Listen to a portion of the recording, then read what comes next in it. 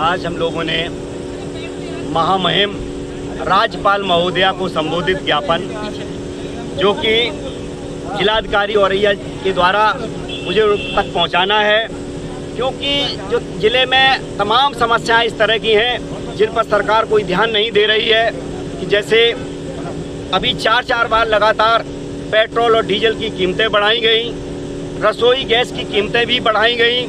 इन कीमतों को वापस लिया जाना चाहिए, क्योंकि आम जनमानस पहले से ही महंगाई से त्रस्त था और ये अतिरिक्त बोझ डालना जिससे कि तमाम अव्यवस्थाएं बिगड़ेंगी, जिससे भाड़ा महंगा होगा और तमाम समस्याएं उत्पन्न होंगी।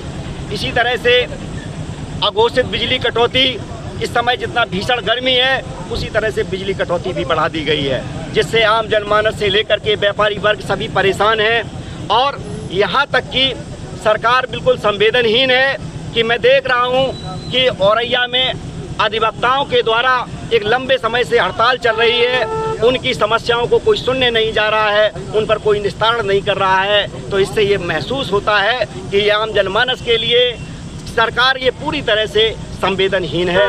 उन्हीं मांगों को लेकर के ज़िले की तमाम समस्याएं हैं। तमाम जगह रोडों पर NH 19 पर सर्विस लेन न बनने के कारण तमाम दुर्घटनाएं होती हैं। तमाम जगह ओवर ब्रिज की बेहद आवश्यकता है, उसके कारण तमाम लंबी दूरी लोगों को तय करनी पड़ती है और तमाम दुर्घटनाओं का भी सामना करना पड़ता है।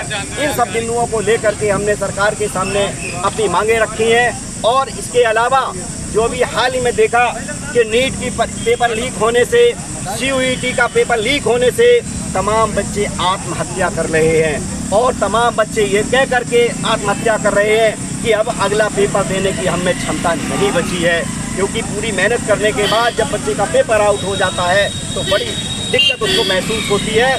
तो ऐसे में सरकार को चाहिए कि जो बच्चों के लिए जो खर्च आया है उनके पेपर देने में और फॉर्म भरने में, परीक्षा देने जाने में, इस खर्च की भरपाई सरकार को करनी चाहिए। और इन्हीं मांगों को लेकर के, तमाम बिंदुओं को लेकर के हम लोगों ने आज ज्ञापन जिलाधिकारी महोदय को कितने सूत्री विज्ञापन दिया आपने?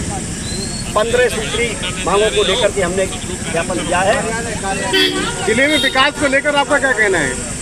विकास के लिए तमाम जगह की जो सड़कें खराब हैं, बहुत ही उनकी हालत खस्ता है, जहाँ लोगों को निकलना चलना फिरना मुश्किल है।